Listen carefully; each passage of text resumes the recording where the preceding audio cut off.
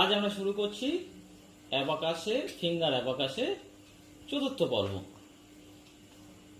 আচ্ছা, এর আগে আমরা কি আলোচনা করেছি? ইউনিট ডটস নিয়ে। ইউনিট ডটস আমাদের কোনটা ছিল? রাইট হ্যান্ড বা ডান হাত।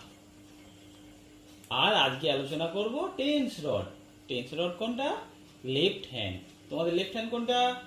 দুজন লেফট হ্যান্ড দেখাও। লেফট হ্যান্ড, এটা হলো লেফট হ্যান্ড, হচ্ছে আমাদের টেন্স রড।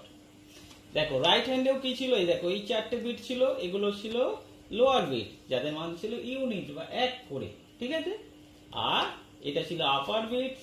আপার বিটস এর মান কত ছিল? 5 আপার বিটস একটা 5।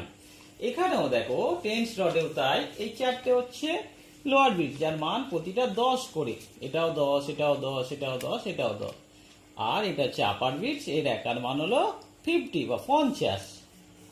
বুঝতে পেরেছো?